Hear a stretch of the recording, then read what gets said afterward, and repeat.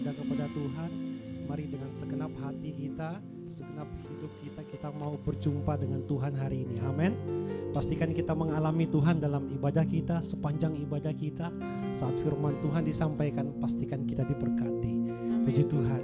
Kita akan sama-sama mulaikan ibadah kita pagi hari ini. Mari saya mengajak kita untuk berdoa bersama-sama.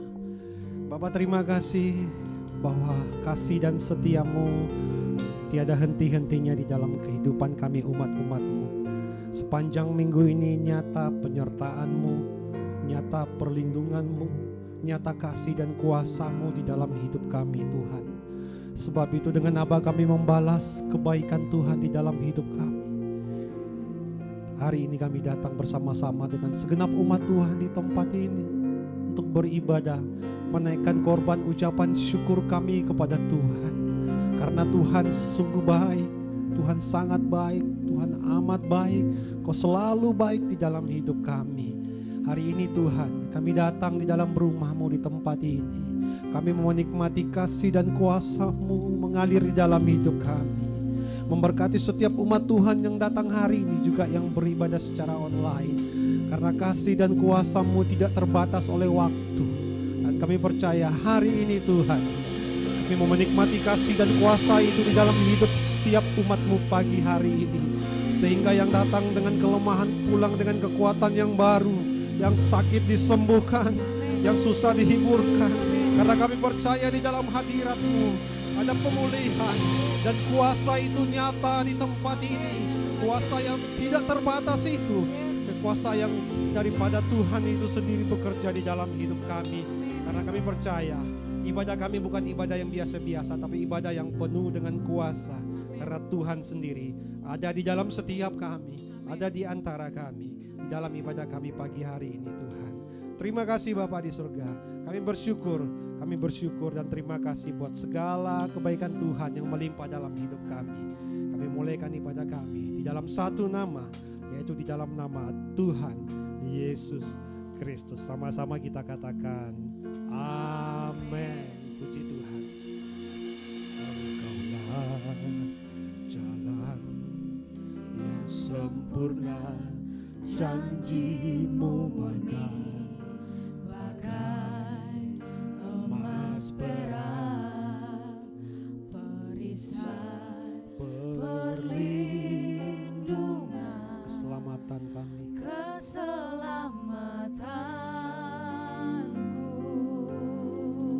Engkaulah jalan kebenaran, Engkaulah jalan kebenaran. Di dalam kasih-Mu, ada kehidupan, penolong yang setia di dalam kesesakan. Kami mau katakan, Engkaulah jalan yang sempurna, Engkaulah jalan yang sempurna, janji-Mu murni bagai emas perak, Kau perisai perlindungan kami dan keselamatan kami. Terima kasih Tuhan. Engkaulah jalan kebenaran, Engkaulah jalan kebenaran. Di dalam kasih-Mu ada kehidupan. Haleluya. Penolong yang setia di dalam kesesakan.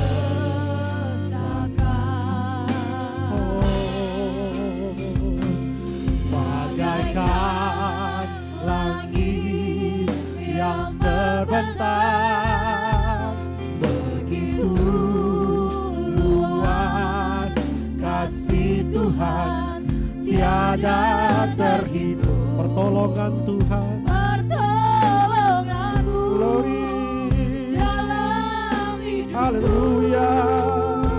Bagaikan dalamnya samudra, bagaikan dalamnya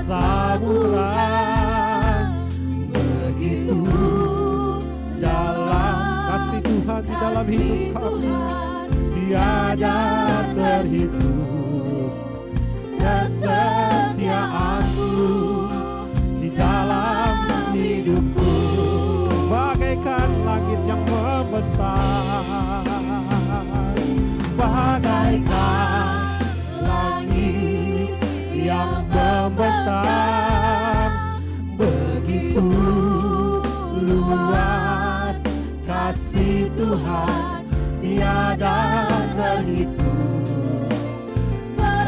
Segala pertolongan-Mu di dalam hidup kami, dalam hidupku, bagaikan dalamnya samudra,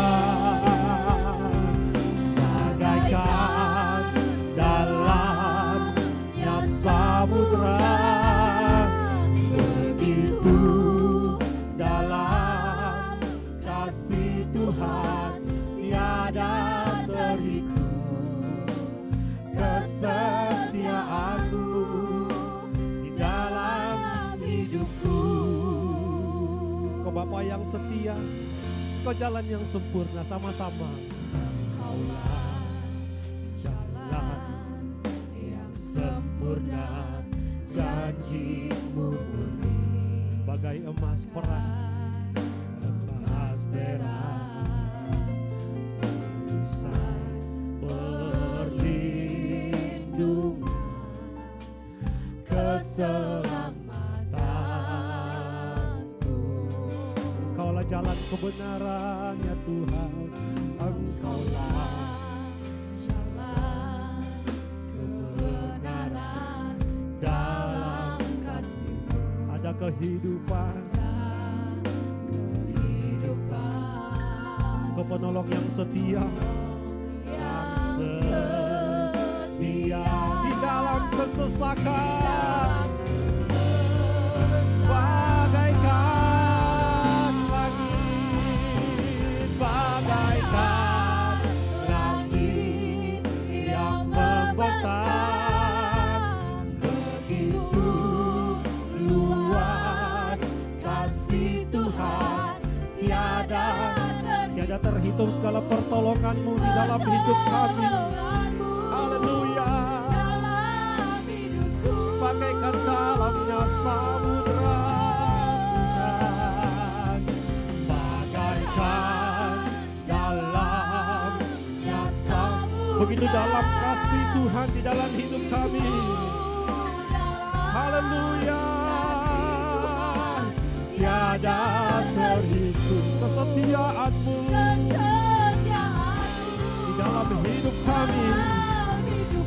Haleluya. Oh, bagaikan, oh begitu luas kasih-Mu Tuhan. Terima kasih Tuhan, tiada terhitung pertolongan di dalam setiap hidup kami. Haleluya, bagaikan dalamnya, bagaikan dalamnya samudra, begitu dalam kasih Tuhan, tiada terhitung kesetiaan-Mu di dalam hidup kami. Lagi bersama, bagaikan, oh bagaikan langit. Terima kasih Tuhan, begitu luas kasih Tuhan. Sungguh tiada terhitung pertolongan-Mu di dalam hidup kami. Terima kasih, bagaikan dalamnya samudra, bagaikan dalamnya samudra, begitu dalam kasih Tuhan, tiada terhitung kesetiaan-Mu di dalam hidupku. Tiada terhitung, tiada pertolongan-Mu di dalam hidupku. Tiada terhitung kesetiaan-Mu, tiada terhitung kesetiaan-Mu di dalam hidupku. Boleh tepuk tangan yang paling meriah. Tepuk tangan buat segala kebaikan Tuhan di dalam hidup kita. Dia Allah yang setia, Dia Allah yang baik. Terima kasih Tuhan. Katakan haleluya.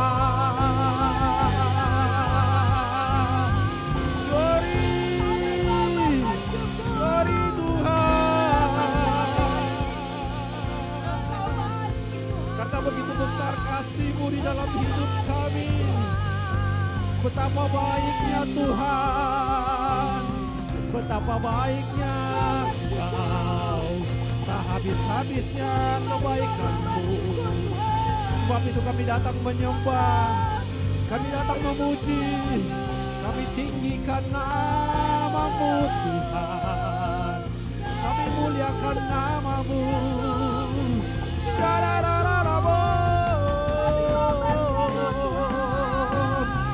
Sebab tak habis-habisnya kasih-Mu, sebab tak henti-hentinya kebaikan-Mu di dalam hidup kami. Oh Yesus,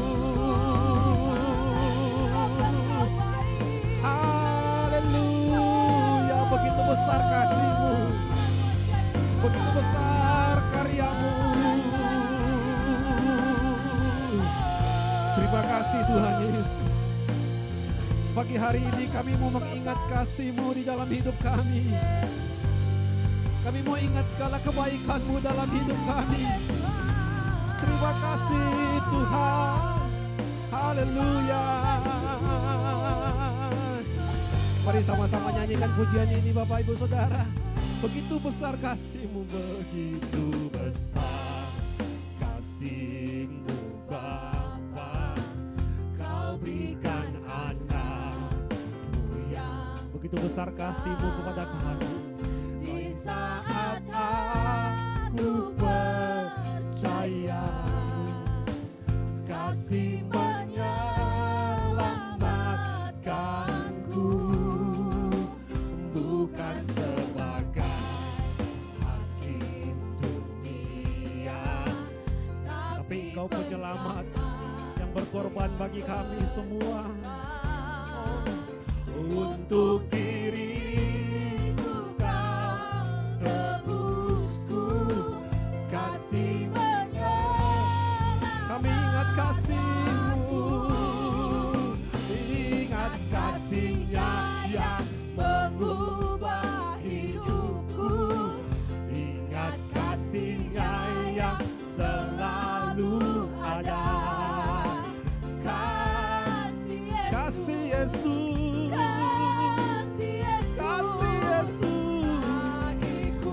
oh ingat bilurnya, ingat bilurnya yang sembuhkan. Amin, haleluya. Ingat salibnya yang menebus aku. Haleluya, karena kasih Yesus. Oh haleluya. Sekali lagi bersama, ingat kasih-Nya,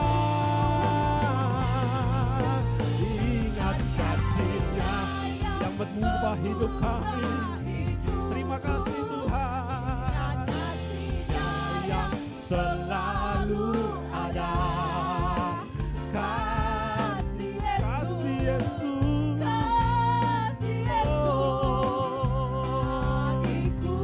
kami ingat bilur-bilur-Mu bagi kami semua. Ingat bilurnya yang sembuhkan luka, ingat salibnya. Haleluya, glory. Kasih Yesus, kasih Yesus bagiku. Sebab begitu besar kasih-Mu di dalam hidup kami. Oleh karena karya kayu salib-Mu, begitu Engkau mengasihi kami, Engkau tebus kami semua. Terima kasih Tuhan Yesus, Engkau baik selamanya. Mari bersama-sama nyanyikan pujian ini dari awal. Begitu besar kasih-Mu, begitu besar kasih-Mu Bapa, Kau berikan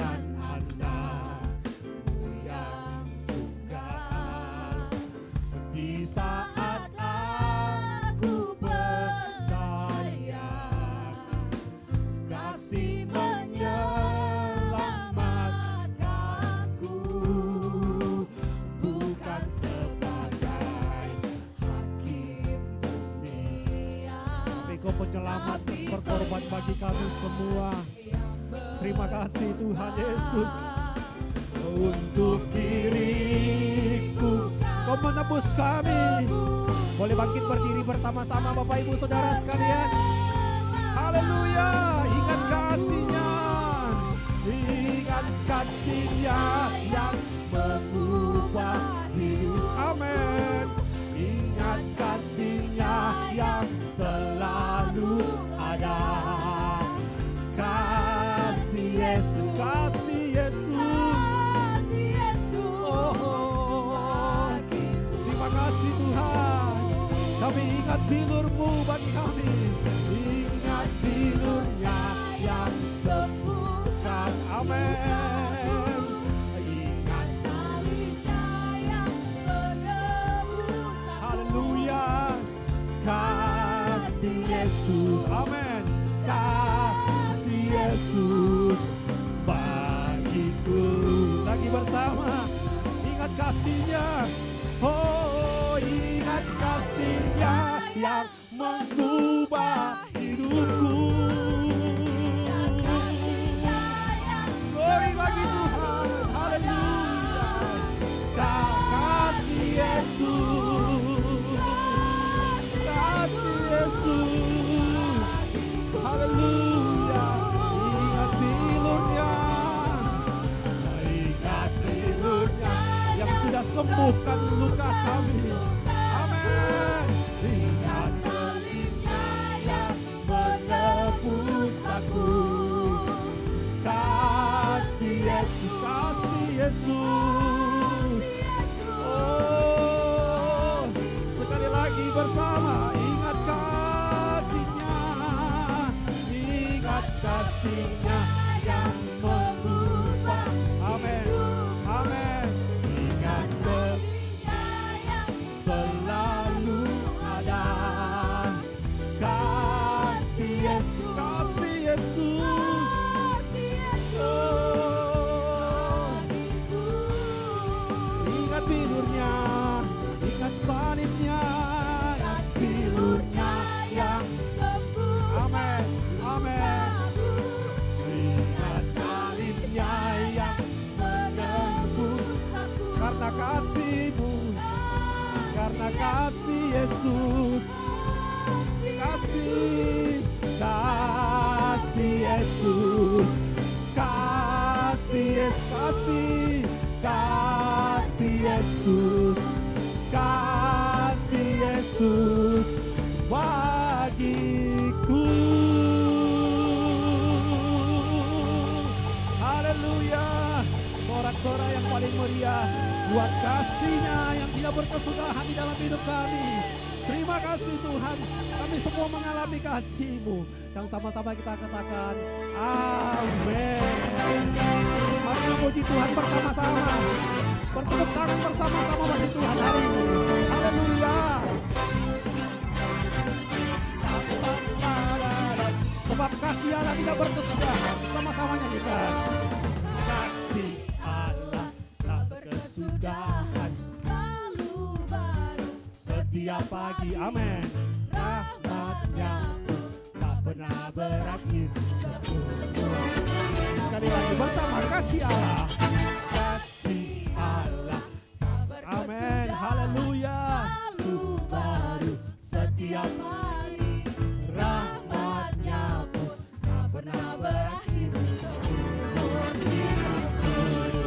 Dengan sukacita ku kan menari. Amin. Sorak-sorai memuji, ku naikkan pujian. Haleluya. Nyanyi bagi Dia, nyanyi bagi Dia, nyanyi bagi Dia, Sang Raja. Dengan sukacita, dengan sukacita ku kan menari. Dengan sorak-sorai memuji. Amin. Pujian, haleluya, nyanyi bagi Dia, Sang Raja. Nyanyi, Sang Raja. Kasih Allah sama-sama. Kasih Allah tak berkesudahan, selalu baru. Setiap pagi kasih-Nya baru bagi kita. Rahmat-Nya pun bersama. Kasih Allah, kasih Allah tidak pernah berkesudahan. Amin. Haleluya. Setiap pagi rahmat-Nya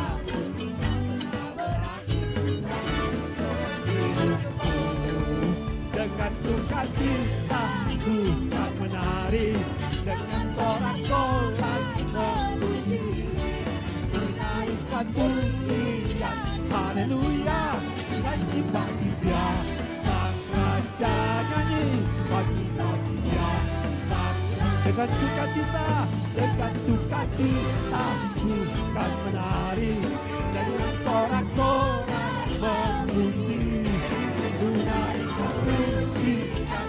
Haleluya, nyanyi bagi Dia, nyanyi bagi Dia, nyanyi bagi Dia. Sekali lagi bersama dengan sukacita, dengan sukacita ku kan menari, dengan sorak-sorai memuji, menaikkan pujian.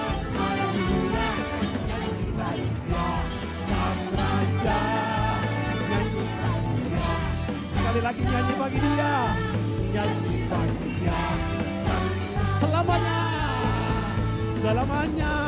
Haleluya, glory bagi Tuhan Yesus. Haleluya. Tepuk tangan yang paling meriah buat kasih Allah yang tidak berkesudahan dalam hidup kita. Haleluya, puji Tuhan. Silakan duduk kembali Bapak Ibu Saudara. Kasih-Nya melimpah di dalam setiap hidup kita, yang membuat kita sanggup berdiri di hari-hari yang jahat ini. Ada kebaikan Tuhan, ada kemurahan Tuhan dalam hidup kami. Terima kasih Tuhan. Biarlah firman-Mu menjadi kekuatan kami yang baru. Biarlah firman-Mu menjadi pelita di dalam hidup kami. Terima kasih Tuhan Yesus. Haleluya. Engkaulah perisaiku saat badai hidup menerpaku. Firman-Mu di dalamku, pulihkan jiwaku.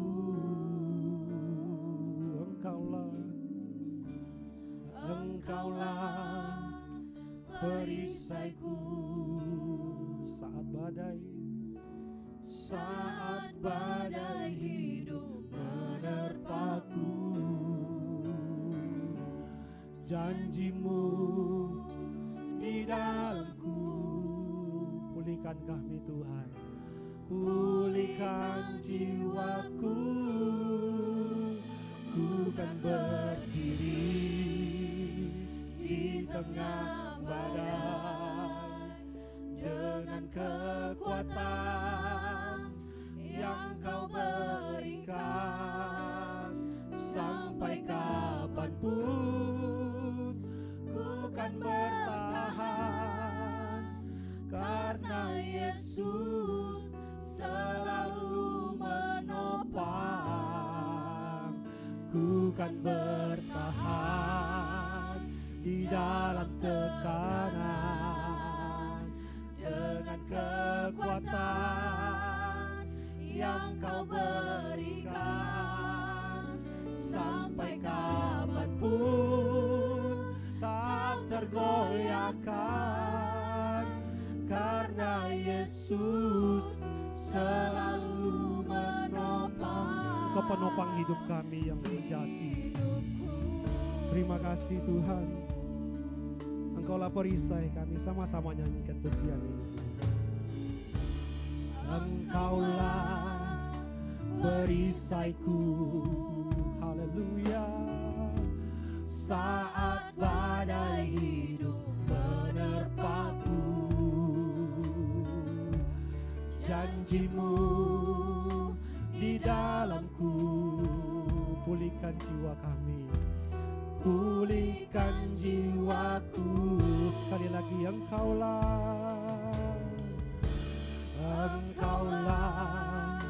perisaiku, haleluya, saat badai hidup menerpaku. janji-Mu di dalam setiap di kami, dalamku, memulihkan kami. Oh, pulihkan jiwaku, ku kan berdiri di tengah badai dengan kekuatan yang Kau berikan. Sampai kapanpun ku kan bertahan, karena Yesus selalu menopang. Ku kan bertahan di dalam tekanan dengan kekuatan yang Kau berikan. Sampai kapanpun tak tergoyahkan, karena Yesus selalu menopang. Ku kan berdiri di tengah badai dengan kekuatan yang Kau berikan. Sampai kapanpun ku kan bertahan, karena Yesus selalu menopang. Ku kan bertahan di dalam tekanan dengan kekuatan yang Kau berikan. Sampai kapanpun tak tergoyahkan, karena Yesus selalu menopang hidupku.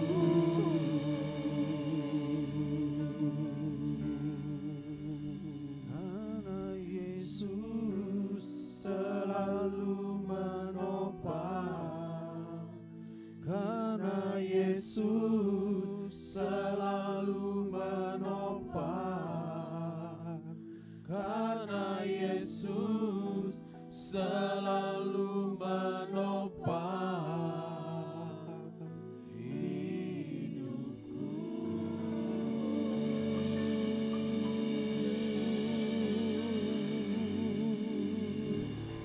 Haleluya.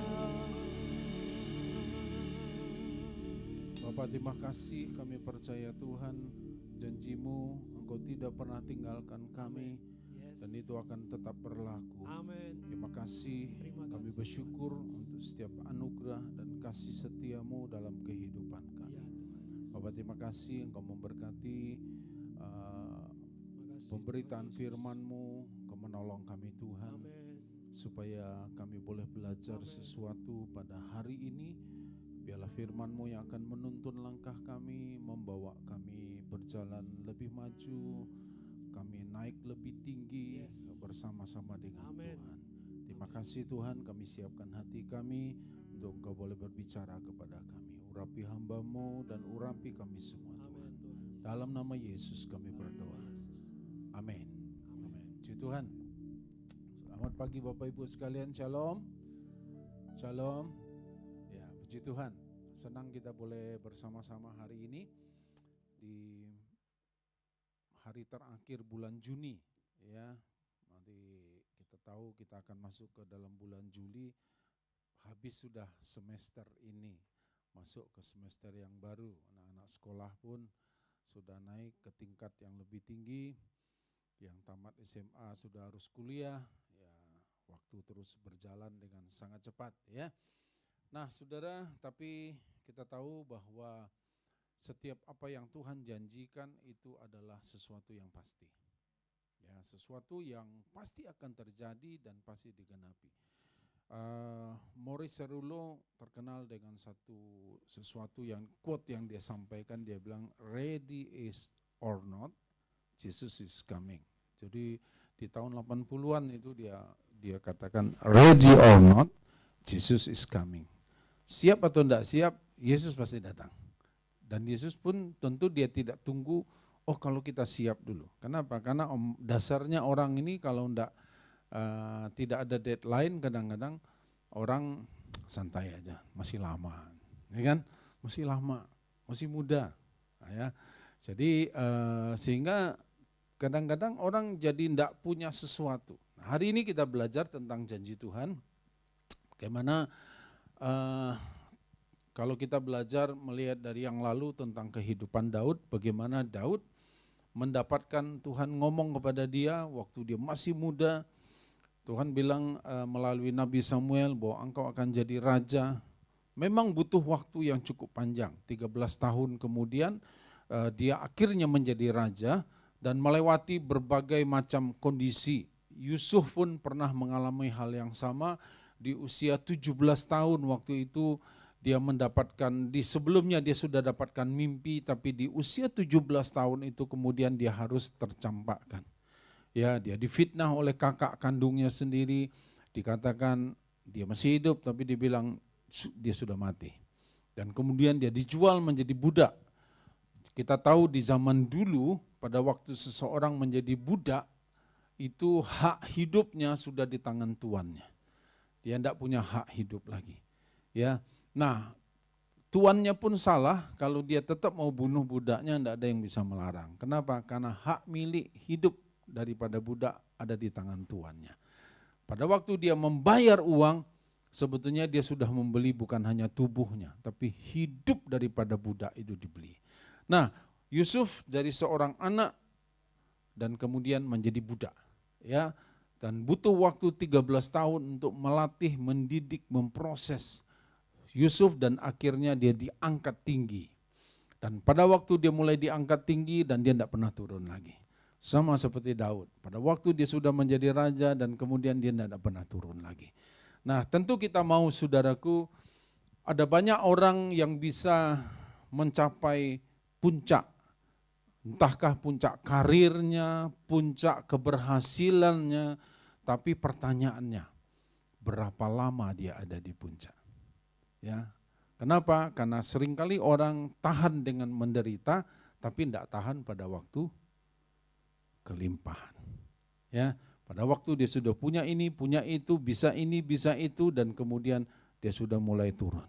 Ya, jadi pertanyaannya buat kita bukan bisakah kita mencapai puncak, tapi pertanyaannya berapa lama kita ada di puncak. Nah, untuk itu bisa berapa lama kita ada di puncak, dan supaya kita terus dan tidak turun lagi, ya tentunya kalau saudara hari ini dipercayakan menjadi supervisor, saudara tidak mau turun jadi staf biasa. Kalau saudara diangkat jadi kepala cabang, tentu saudara tidak mau jadi pegawai admin saja. Kenapa? Karena kita ada di atas. Ya, nah untuk itu Bapak Ibu, bagaimana kita mempertahankan ada di puncak? Saya cuma belajar melihat bahwa kita harus pegang janji Tuhan. Ya, janji Tuhan dalam seperti apa? Nah, kita baca dari Filipi pasal 4 ayat yang ke-13. Beberapa minggu yang lalu ini ayat sesuai dengan tema bulanan kita, ya, kita baca sama-sama satu ayat ini. 2, 3. Segala perkara dapat kutanggung di dalam Dia yang memberi kekuatan kepadaku. Rasul Paulus dia tuliskan kepada jemaat di kota Filipi, jemaat yang dulu dia rintis, kemudian setelah terbentuk menjadi satu jemaat, kemudian dia pergi lagi tinggalkan, dia sudah menetapkan penatua-penatua di kota Filipi, dan kemudian dia pergi lanjutkan penginjilannya. Nah saudara, dan kemudian suatu kali dia mendengarkan berita, bagaimana orang jemaat di kota Filipi dibingungkan oleh apa? Oleh pengajaran-pengajaran yang mereka terima. Mereka dibingungkan, dikatakan begini bahwa oh kalau mau percaya kepada Yesus, kamu juga harus dibalikkan disunat. Mengikuti tata cara Yahudi. Kamu harus makan, makanannya itu kalau istilah orang Yahudi itu kosher, kudus. Ya, jadi kalau saudara suatu kali pergi ke Israel, maka kalau ketemu di hari Sabatnya Yahudi, jangan makan pop mie di meja makan restoran. Kenapa? Karena menurut mereka pop mie itu tidak kosher, tidak kudus. Jangankan makanannya yang dibuang, semeja itu semua di apa ya, diraup begitu dan dibuang semua. Karena dianggap makanan yang tidak kudus ini mencemarkan mangkok mereka, gelas mereka, jadi dibuang semua. Nah, dan ini yang diajarkan kepada jemaat Filipi. Nah, kemudian Paulus dia beritahu kepada jemaat di kota Filipi, kamu sudah percaya kepada Tuhan Yesus, cukup. Tidak ada lagi aturan-aturan yang seperti itu yang harus kamu ikuti. Segala sesuatu sudah dikuduskan oleh Tuhan. Makanan ini dikuduskan oleh Tuhan. Dan kemudian dia terangkan. Nah, salah satu bagian yang kemudian Paulus katakan bahwa segala perkara dapat kutanggung di dalam Dia, di dalam Tuhan yang memberi kekuatan kepadaku. Nah, maksudnya segala perkara ini apa? Ya, segala perkara yang mana? Yang bagaimana? Nah, ini yang kita mau lihat. Kalau saya coba melihat dalam kondisi hari ini kita belajar lebih banyak tentang Paulus. Kalau minggu lalu kita belajar tentang Daud, 2 kali minggu kita belajar tentang Daud. Hari ini kita belajar sedikit tentang Paulus, ya. Nah, segala perkara itu yang pertama dalam kelimpahan dan yang kedua dalam kesukaran. Hanya itu hidup kita. Betul ya? Ada sukacita, ada duka cita. Ada senang, ada sedih. Ya kan begitu aja. Sehingga itu yang dirangkum orang, ada hitam, ada putih katanya, ya kan? Ada kalau orang Chinese yang itu bilang ada yin, ada yang, ada dingin, ada panas. Nah, dalam hidup kita ini kan kalau kita mau klasifikasikan, kan cuma 2 itu. Dalam kelimpahan dan dalam kesukaran. Nah, kita coba lihat apa janji Tuhan tentang kelimpahan. Jangan kesukaran dulu, nanti kalau kesukaran nanti saudara langsung sedih. Aduh, ya benerlah, sukarlah. Ya, tapi kita bicara dulu tentang kelimpahan. Ya, senyum sedikit lah saudara. Ya, jadi saya khotbah pun enak ya. Janji Tuhan tentang kelimpahan. Saudara ingin menikmati kelimpahan? Ada yang enggak mau? Biarlah saya miskin aja Pak, enggak apa-apa. Yang penting bahagia. Itu kan Kus Plus yang ngomong. Ya kan? Meskipun enggak ada uang, hati senang. Hati senang walaupun tak punya uang. Bohong. Mana ada orang senang ada punya uang, ya kan? Memangnya ada bapak ibu yang senang enggak punya uang? Ya bagaimana? Memang uang bukan segalanya. Betul, kita akui. Betul uang segala. Tapi enggak ada uang, segalanya jadi susah. Uang bukan segalanya. Tapi kalau tidak ada uang, segalanya itu jadi susah, saudara. Ya. Nah, jadi kita mau lihat, kita tidak percaya dengan teologi kemakmuran. Teologi kemakmuran berkata, kalau kamu punya uang lebih banyak, itu tandanya kamu diberkati. Tapi kalau uangmu sedikit, bahkan kurang, itu tandanya kamu dikutuk. Kalau tubuhmu sehat, kamu diberkati. Kalau kamu sakit, tandanya ada kutuk dalam dirimu. Nah, dia mengklasifikasikan itu teologi kemakmuran. Kita tidak percaya begitu. Karena kita mau lihat janji Tuhan tentang kelimpahan apa, dan kemudian janjinya tentang kesukaran. Supaya kita seimbang. Ya, dengan kita seimbang, kita tahu. Ya, kita lihat dulu. Yang pertama, dia datang untuk memberi kelimpahan. Yohanes 10 ayat 10. Ya, kita sudah mungkin banyak yang hafal ayat ini karena ayat ini memang favorit, ya. Pencuri datang hanya untuk mencuri dan membunuh dan membinasakan. Aku, kata Tuhan Yesus, aku datang supaya mereka, siapa mereka ini? Karena dia bicara kepada murid-muridnya. Jadi dikasih tahu kepada orang percaya dan kita semua murid-murid Tuhan, dia datang supaya murid-muridnya yang hari ini beribadah di GBI Rock Padang, dikatakan begini, supaya kita mempunyai hidup dan mempunyainya dalam segala kelimpahan. Amin. Nah, paham dulu kita ya, kehendak Tuhan bahwa Tuhan menghendaki orang hidup dalam kelimpahan. Nah, tentu nanti kita akan belajar yang dimaksud kelimpahan itu yang bagaimana. Apakah kita harus punya rumah 13, mobil 25? Ya, boleh aja, beli aja mobil kecil-kecil 25 bisa. Nanti siram-siram dia, tunggu 2 tahun, 3 tahun, 10 tahun nanti dia berkembang. Saudara, maksudnya bukan kelimpahan, bukan berarti konotasinya selalu rumahnya lebih dari 1, mobilnya tiap tahun ganti, perabot kita harus ganti terus tiap 1 bulan beli baru. Konotasinya tidak selalu identik kelimpahan itu dengan kelimpahan dalam bentuk materi. Ya. Bukankah COVID sudah ngasih tahu sama kita? COVID sudah mengajarkan kepada kita. Dan semua kita waktu itu sepakat pada waktu COVID itu. Ternyata sehat lebih penting dari segala-galanya. Loh kan kita yang ngomong, betul ya? Saya juga bilang begitu. Ya, ternyata sehat itu jauh lebih penting daripada segala-galanya.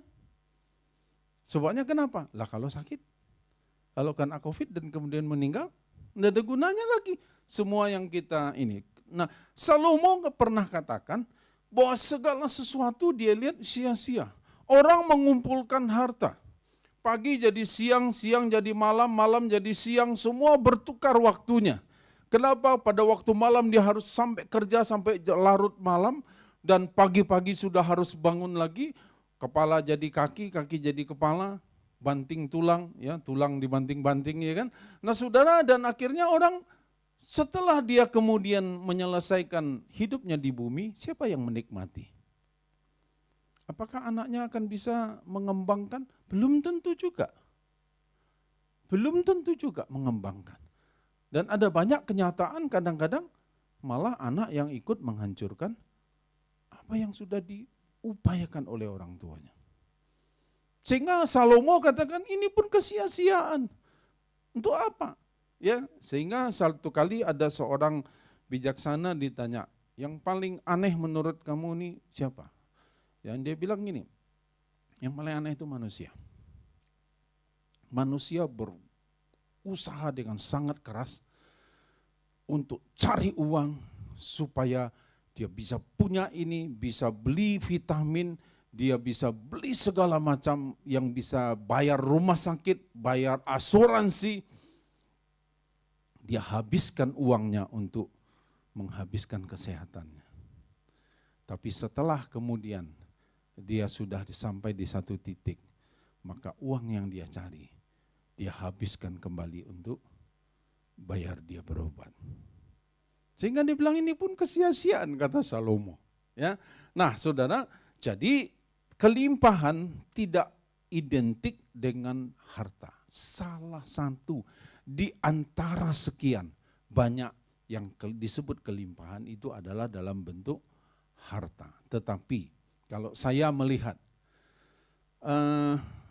karena firman Tuhan juga berkata terlebih berkat memberi daripada menerima. Nah jadi begini, saya melihat begini, orang yang berkelimpahan itu adalah orang yang masih bisa berbagi dari kehidupannya. Itu kelimpahan.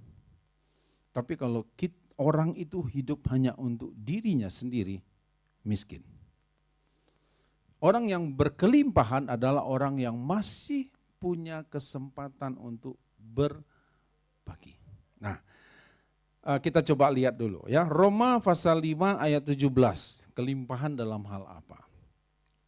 Sebab jika oleh dosa satu orang maut telah berkuasa oleh satu orang itu, maka lebih benar lagi mereka yang telah menerima apa?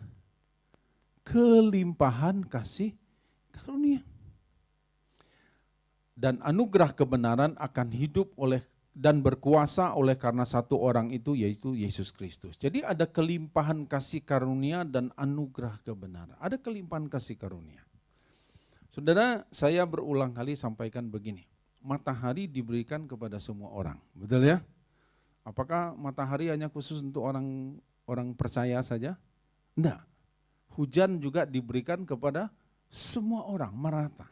Itu kebaikan Tuhan. Ya, apa yang membedakan kita? Kalau mereka kerja keras, kita pun harus kerja keras. Enggak boleh santai-santai. Apa yang membedakan? Yang membedakan adalah kasih karunia. Kalau kita dapatkan kasih karunia, ada yang tidak terbatas yang kita akan bisa terima. Kenapa? Karena ada kasih karunia. Kasih karunia itu sesuatu yang tidak layak kita terima, yang tidak pantas kita terima, tapi kita dapatkan. Nah, itu murni pemberian Tuhan.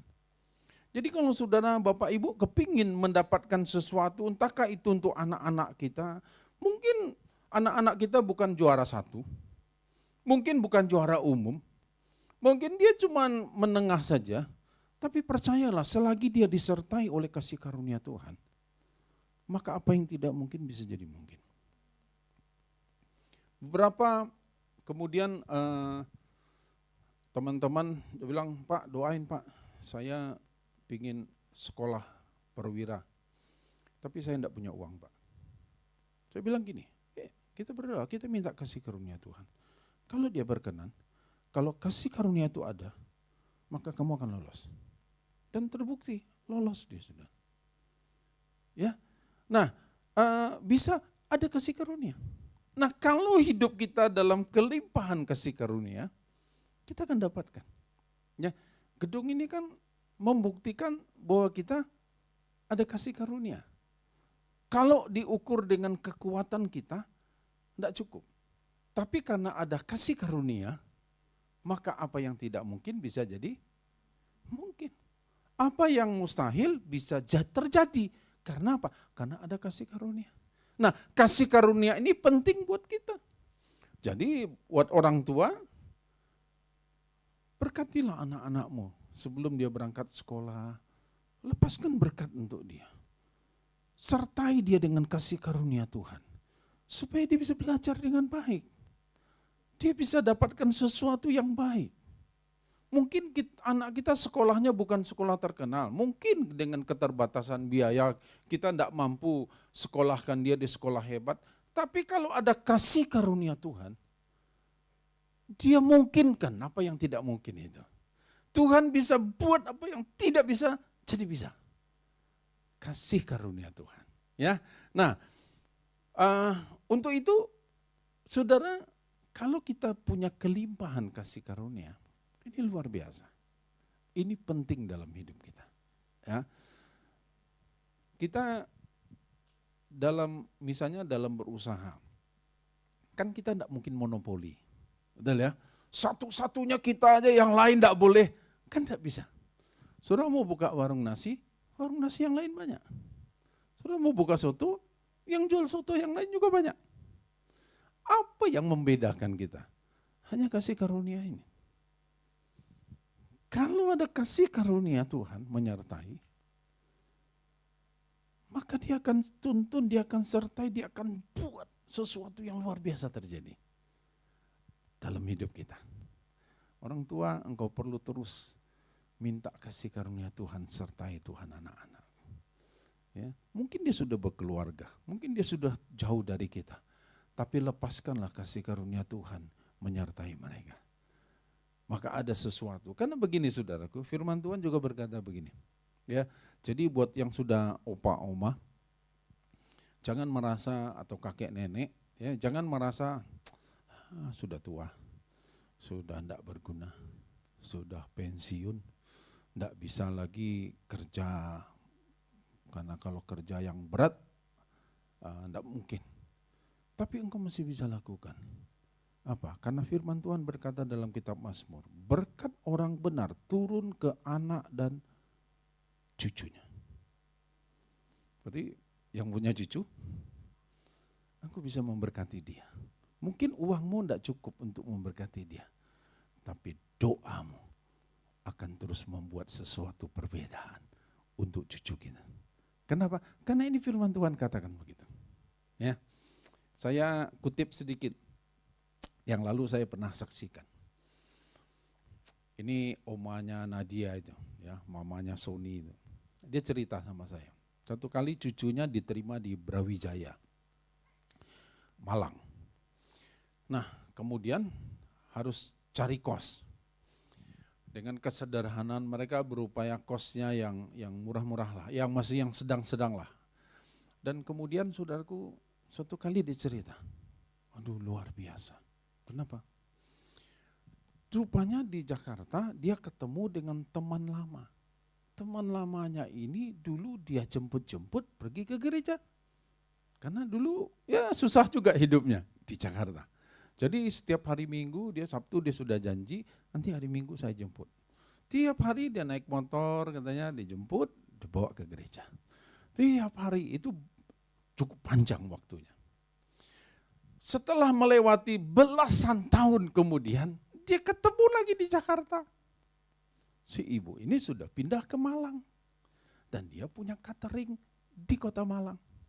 Cerita, cucu saya kuliah di Malang. Gini saja, setiap dari hari Senin sampai hari Jumat, makan siangnya aku kirim dari catering aku. Ini kasih karunia. Siapa yang bisa duga? Ya, siapa yang bisa? Orang sudah belasan tahun tidak ketemu. Saya bilang ini, setiap hari Senin sampai hari Jumat, cateringnya, makannya, aku yang tanggung.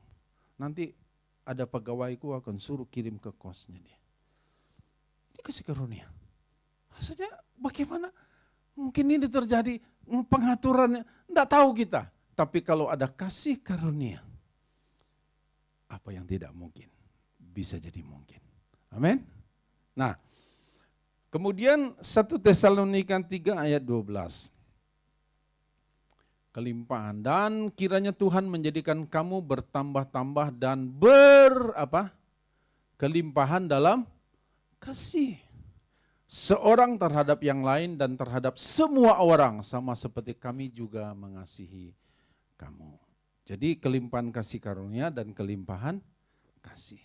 Biarlah kita dikenal oleh orang-orang yang berkelimpahan kasih. Nggak ada tempat sedikit pun, nggak ada ruang sedikit pun untuk balas dendam, untuk sakit hati, untuk mau membalas kejahatan orang lain. Enggak, sedikit pun nggak ada ruangnya. Kenapa? Karena kita berkelimpahan dalam kasih. Amin. Colek sebelahnya. Nah, ya. Kasih tahu ya bahwa kita harus punya kelimpahan kasih. Mengulang kembali, orang yang berpotensi melukai kita, orang yang paling berpotensi menyakitkan hati kita, orang yang paling berpotensi membuat kita kecewa berat, itu bukan orang yang sekali-sekali ketemu. Tapi yang paling berpotensi adalah orang yang terdekat dengan kita. Siapa yang terdekat dengan kita? Kalau suami, istrinya. Kalau istri, suaminya. Kalau orang tua, anak-anaknya. Itu paling berpotensi. Kenapa? Aku sudah korbankan segala-gala untuk dia. Tapi balasannya tidak setimpal. Aku sudah ikuti apa kata firman Tuhan, aku mengasihi dia. Tapi dia tidak pernah tunduk dengan aku sebagai istri. Aku sudah tunduk dengan suamiku, tapi dia tetap jahat dengan aku. Orang itu yang paling berpotensi. Aku sudah korbankan banyak hal untuk anak-anakku. Tapi begitu dia berhasil, tidak ingat. Saudara masih ingat cerita tentang kepala ayam? Kepala ayam dan kaki ayam? Masih tidak ingat lagi? Saya ulang cerita. Satu kali setelah anak-anaknya ini sukses, ya kan, kemudian anak-anaknya sudah ngomong sama kakak beradik itu, kemudian bilang, oke, kita akan buat mama bahagia hari ini. Kita akan pesan di restoran yang paling enak makanan kesukaan mama. Mama datang di restoran dan kemudian di depan mama sudah tersedia makanan kesukaan mama. Kepala ayam dan kaki ayam. Begitu dia anak-anak dengan wajah senyum sumringah gitu bilang, "Mama, hari ini kami ingin bahagiakan Mama di kota ini. Restoran terbaik untuk makanan kaki ayam dan kepala ayam yang ada lehernya itu loh saudara ya. Di sini paling terbaik Mama." Begitu lihat kepala ayam dan kaki ayam, mamanya nangis. Kaget kan anak-anaknya loh. Kok kita pengen menyenangkan hati Mama, tapi kok Mama nangis, sedih. Terus mereka bilang, "Loh kenapa Mama nangis?" Mama bilang gini, "Nak, ini bukan makanan kesukaan Mama. Mama makan ini supaya kamu makan dagingnya. Biarlah Mama makan kaki ayam, kepala ayam yang ada lehernya itu. Itu yang Mama makan bukan karena Mama suka. Supaya kamu makan dagingnya, biarlah Mama dapatkan ini." Sudah ngerti makna ceritanya? Ya, kadang-kadang orang tua berkorban banyak untuk anaknya. Dia pikir orang tuanya senang makan kaki ayam. Gimana Ibu? Senang nih? Ibu dari tadi senyum aja. Bukan suka dengan kaki ayamnya masalahnya. Biarlah anaknya makan daging ayamnya. Dia makan kaki ayamnya. Tapi kita mau berkelimpahan dalam kasih. Saya percaya orang tua sekalipun lakukan itu, tapi itulah bukti wujud kasihnya kepada anak-anak. Ya, nah, jadi saudara, kelimpahan dalam kasih karunia dan kelimpahan dalam kasih. Saudara juga kepingin ada kelimpahan yang lain enggak? Kalau itu saya sudah tahu Pak. Ya, tapi saudara kepingin enggak kelimpahan yang lain? Saudara masih kepingin enggak bisa beli baju baru? Saudara mesti kepingin enggak ganti sepeda motornya yang sudah harusnya di starter tapi harus diengkol karena enggak punya uang lagi. Sudah kepingin enggak ganti sesuatu? Mungkin ada kelimpahan. Ada caranya, Tuhan juga kata. Ya, jadi janji Tuhan pada waktu kelimpahan, Dia datang untuk memberi kelimpahan. Kelimpahan di dalam kasih karunia. Kelimpahan di dalam kasih. Tapi juga ada kelimpahan dalam hal materi kalau kita ngerti caranya. Jadi ada sesuatu yang memang kita bisa dapatkan, tetapi ada sesuatu yang kita harus tahu kuncinya, caranya. Kalau kita tahu kuncinya, jauh lebih mudah. Untuk di gereja ini saudaraku, jumlah anak kuncinya ada 25 lebih. Gembok itu berapa ya? Ada anak kuncinya itu 25. Jadi kalau enggak ngerti mana anak kuncinya, bisa setengah jam coba ini, kayak begitu. Tapi kalau sudah tahu anak kuncinya, karena hampir setiap hari kita datang ke sini, ya orang-orang tertentu pasti sudah tahu, oh, kalau pintu depan ini anaknya. Kalau pintu ini dia kuncinya. Kalau masuk ke sini, ini dia kuncinya. Kalau tahu kuncinya, jauh lebih mudah. Tidak perlu kita capek lagi. Kenapa? Karena kita tahu kuncinya. Dan biasanya gini saudara, lebih besar mana pintu dari kunci? Menurut Bapak Ibu lebih besar pintu apa kuncinya? Hah? Oh, lebih besar kuncinya. Terus pintunya sebesar apa? Selalu lebih kuncinya lebih kecil. Kadang-kadang kita karena enggak ngerti aja kuncinya. Makanya kemudian kita enggak dapatkan ini. Ya. Nah, oke, kita lihat. Amsal 11 ayat 25. Amsal 11 ayat 25. Baca sama-sama, ya. 2, 3. Siapa banyak memberi berkat, siapa memberi minum, ia sendiri akan diberi minum. Ulang lagi ya. 2, 3. Siapa banyak memberi berkat, diberi kelimpahan. Siapa memberi minum, ia sendiri akan diberi minum. Ini hukum dari Alkitab, firman Tuhan. Janjinya begitu. Siapa banyak memberi berkat, diberi kelimpahan. Siapa memberi minum, ia sendiri akan diberi minum. Dalam pengelolaan keuangan gereja, akan selalu ada porsi di mana kita sudah bukan sisakan, tapi kita sisihkan. Sudah masih ingat beda antara sisihkan dengan sisakan? Kalau kita sisihkan, dari awal kita sudah plot ini. Tapi kalau kita sisakan, itu di bagian terakhir. Kalau ada lebih, itu namanya sisa. Dan sisa biasanya selalu sudah remah-remahnya. Jadi dalam pengelolaan, saya belajar begitu mulai, kemudian saya pergi ke Medan, saya ketemu dengan Pak Bambang, ketemu Pak Edi, Pak tolong saya Pak, bagaimana konsep keuangan begini. Kemudian dikasih tahu, ngomong dengan Pak Roni juga, pimpinan kita, bagaimana konsep. Selalu ada porsi di mana kita harus memberi untuk yang lain. Jadi dalam pengelolaan gereja, setiap kas gereja kita selalu ada porsi kita bagi.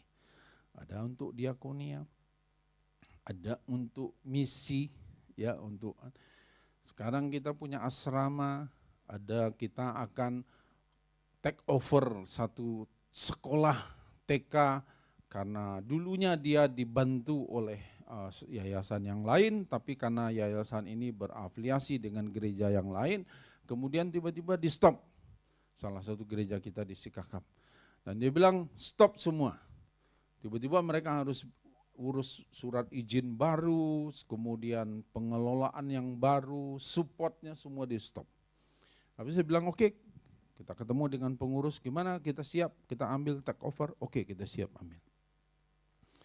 Tujuannya apa? Karena kita ingin tahu, firman Tuhan bilang kuncinya, siapa banyak memberi berkat, diberi apa? Nah, kita baca lagi sekali lagi ya. Biar sampai merasuk ke sukma kita, ke hati yang paling dalam. Ya. Sampai di kata kelimpahan kita berhenti. 2, 3. Sekali lagi, siapa banyak memberi berkat, diberi kelimpahan. Oke, sekarang kita mau lihat. Ini siapa yang banyak memberi berkat, diberi kelimpahan. Yang kita perlu kejar yang mana nih? Kelimpahannya. Kelimpahan ini otomatis akan datang apabila banyak memberi berkat. Karena ini kan hukum, saudara. Jadi tidak perlu kita kejar kelimpahan. Ini kan cerita tentang materi nih. Kita tidak perlu kejar ini kelimpahan. Dia otomatis akan datang sendiri apabila kita lakukan yang di sini. Yang di sini itu katakan siapa banyak memberi berkat, dia akan diberi kelimpahan. Kelimpahan kasih karunia, kelimpahan kasih, kelimpahan dalam hal-hal materi. Tergantung kuncinya, ngerti enggak kita? Kalau kita tahu kuncinya, maka kita tidak akan, lebih mudah kita masuk pintunya. Lebih tahu kita isi di dalamnya. Kenapa? Karena kuncinya kita tahu. Nah, ini kuncinya. Siapa banyak memberi berkat, dia akan diberi kelimpahan. Orang dihukum, saudara. Kalau yang hukum itu, Tuhan pasti akan lakukan itu. Enggaklah, aku enggak mau lakukan sama orang ini. Enggak, asalkan kita lakukan. Nah, saudaraku, kalau yang lakukan ini bukan orang Kristen, terjadi enggak? Menurut Bapak Ibu terjadi enggak? Halo? Ini tidak ada benar salah. Kira-kira nih, bukan orang Kristen yang lakukan gini. Terjadi enggak hukum ini? Terjadi, saudara. Sudah pernah lihat ada satu yayasan dari agama yang lain?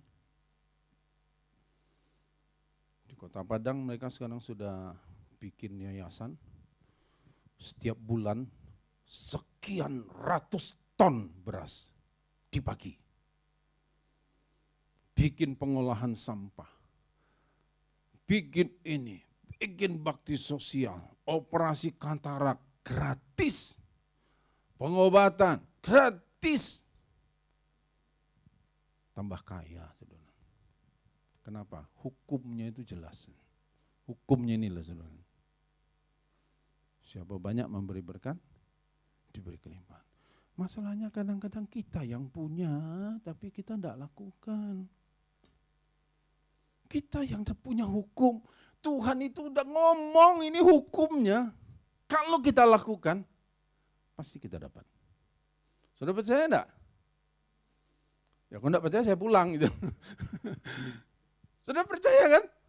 Orang ini firman. Kenapa orang lain dapatkan? Ya, sementara kita yang punya kita enggak mau. Kita pingin kelimpahannya tapi enggak mau. Enggak mau apa? Beri berkatnya. Kita enggak mau memberi, tapi kita mau terima.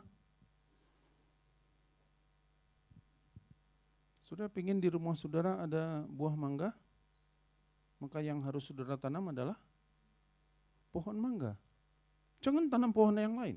Kecuali saudara pingin makan jambu, tanamlah pohon jambu. Saudara pingin uang, maka yang saudara harus tabur apa?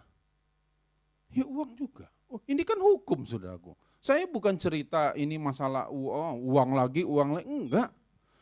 Toh kalaupun saudara dapat, yang nikmati siapa? Siapa yang nikmati? Memang saya nikmati. Belum tentu juga kan? Saudara juga yang nikmati. Oh nanti gereja tambah kaya. Bukan itu masalahnya. Yang nikmati kita juga kok. Buktinya rumah kita tambah lagi satu. Misalnya begitu ya kan. Buktinya kita bisa ini, bisa beli ini, bisa beli ini. Kenapa? Kan hukumnya itu jelas gitu. Nah kita gereja cuman kasih sarana. Ini loh tempat, ini loh sarana. Bapak Ibu mau terlibat sama-sama, ayo sama-sama kita. Kenapa? Karena orang lain lakukan ini, mereka dapatkan itu. Loh kenapa kita yang sudah punya firman-Nya, kita kenal dengan si pemberi firman-Nya, kok kita tidak lakukan? Sayang. Ya. Oke, Maleakhi 3 ayat 10. Bawalah seluruh persembahan persepuluhan itu ke dalam rumah perbendaharaan supaya ada persediaan makanan di rumahku, dan ujilah aku, firman Tuhan semesta alam, apakah aku tidak membukakan bagimu tingkap-tingkap langit dan mencurahkan berkat kepadamu sampai kok malu-malu saudara, sampai berkelimpahan. Loh yang ngomong nih Tuhan, loh ngomong sama orang Israel, dia kasih tahu. Saudara, kalau saudara lihat, ada enggak Tuhan yang ngomong sama umatnya, uji aku. Sepertinya satu-satunya ayat yang ngomong nih, uji aku. Kira-kira apa artinya? Kamu masih enggak yakin gitu. Kira-kira kan gitu. Kamu masih enggak percaya dengan apa yang kukatakan, uji aku, kata Tuhan. Maka aku akan berikan. Caranya cuma sederhana. Perpuluhan bukan untuk gereja, bukan untuk manusia. Perpuluhan itu untuk diri kita sendiri. Kenapa? Karena itu cara, itu metode, itu cara pola yang Tuhan kasih sama kita.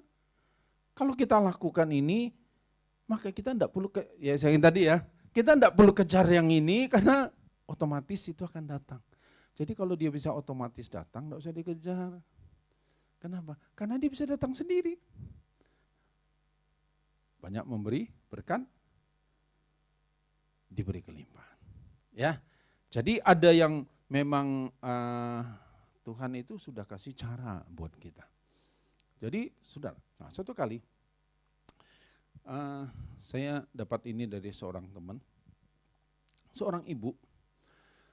Dia ini bekerja di tempat laundry dari umur belasan tahun ya, saya lupa ya. Dari umur belasan tahun. Dan setiap kali dia dapat gaji, dia sisihkan untuk menabung. Berjalanlah sampai dia kemudian di usia 82. Jadi sudah berapa tahun ya? Dari umur 19 sampai umur 82, 63 tahun dia kerja, dia nabung. Pensiun, kemudian terkumpullah uang 280.000 US dollar. Apa yang dia lakukan? 150.000 US dollar untuk seorang yang hanya bekerja di tempat laundry, itu besar, saudara. Dia perlu mengumpulkan 63 tahun untuk dia dapatkan 280.000 US dollar. Tapi 60%-nya kira-kira dia serahkan kepada satu universitas. Dan dia katakan begini, tolong berikan beasiswa kepada mahasiswa-mahasiswa yang tidak mampu. Ini uang dari saya, 150.000 US. Bukan oleh seorang pengusaha, oleh seorang pensiunan yang bekerja di tempat laundry. 63 tahun dia kumpulkan uang itu. Dan kemudian saudaraku, universitas ini setiap tahun mahasiswa-mahasiswa mengucapkan terima kasih untuk bantuan beasiswa yang mereka dapatkan. Dan kemudian saudaraku, universitas ini memberikan gelar kehormatan tertinggi di kampus itu kepada dia. Bukan karena dia, tapi dia membantu mahasiswa yang dalam program beasiswa itu. Saudaraku, untuk kita bisa berbuat sesuatu, tidak usah tunggu kaya. Tidak usah tunggu kaya. Mulai dari apa yang kita bisa. Mulai dari apa yang kita bisa. Maka Tuhan akan memperhitungkan apa yang kita bisa lakukan. Ya, saya melatih untuk belajar taat dengan perpuluhan waktu masih kuliah. Tahun 82. Dan sampai hari ini, udah berapa tahun ya? Sudah 42 tahun ya, saya konsisten lakukan ini. Tapi saya latihannya mulai dari tahun 82 sebenarnya. Waktu masih kuliah, saya dapat pengertian, harus lakukan ini. Dan Tuhan tolong, sampai hari ini, ya saya tidak pernah kelaparan. Karena saya tahu ada pemeliharaan Tuhan. Pernah mengalami sulit? Pernah. Tapi selalu ada pertolongan. Ya, oke. Lanjut. Amsal 28 ayat 25. Janji Tuhan tentang kelimpahan. Orang yang loba ini rakus, tamak, menimbulkan pertengkaran. Tetapi siapa percaya kepada Tuhan, diberi apa? Berani kita percaya sama Tuhan. Mempercayakan, lebih tepatnya mempercayakan diri kita kepada Tuhan. Tuhan bilang akan diberi. Saya percaya di tengah masa-masa sulit yang keadaan yang sekarang ini, keadaan ekonomi yang belum membaik, keadaan sekitar kita belum lagi, besok-besok tidak tahu bagaimana dengan keadaan politik dan sebagainya, sudah tetap bisa percaya kepada Tuhan. Maka ada kelimpahan damai sejahtera dan sukacita buat kita. Dan ada kelimpahan-kelimpahan yang lain yang Tuhan akan berikan kepada kita. Yang penting kita berani percaya kepada Tuhan. Amin. Amin. Saudara percaya bahwa kita akan semua diberi kelimpahan? Kita percaya itu. Bahwa Tuhan janji ini kepada kita. Nah, untuk kesukaran saya ngambil secara singkat aja. Ya, oke. Janji Tuhan kalau kita sedang mengalami masa kesukaran. Yang pertama kita belajar dari Ayub. Ayub katakan begini, Ayub pasal 42 ayat 5. Dia bilang gini, dulu aku hanya dengar tentang Tuhan dari kata orang. Tapi setelah dia mengalami bangkrut, tubuhnya yang dulunya sehat tiba-tiba tertimpa penyakit. Kalau analisa orang, dia terkena kanker kulit karena bernanah di mana-mana. Bahkan dia bilang kalau boleh, katanya saking gatalnya dia pingin ambil kaca, dia pingin garuk. Begitu menyakitkan. Tapi setelah itu kemudian dia bilang, melalui kesukaran itu, ternyata sekarang aku kenal Tuhan. Wah, dia bukan Tuhan yang jahat, bukan Tuhan yang kejam, dia Tuhan yang sangat mengasihi. Dia kenal Tuhan lewat apa? Lewat kesukaran. Lewat masalah yang dia alami, lewat kesukaran yang dia alami, dia bilang, aku kenal dia. Dan kita berdoa, saudaraku. Sudah sedang mengalami apa saat ini? Ya, seperti apa yang Bapak Ibu sedang alami hari-hari ini? Adakah jalan buntu? Adakah kesulitan dan kesukaran? Percayalah, kita akan melalui. Artinya lewat aja. Tapi peristiwa itu, sulit, sukar, masalah itu, Tuhan akan pakai membawa kita mengenal Tuhan. Ya, nah kemudian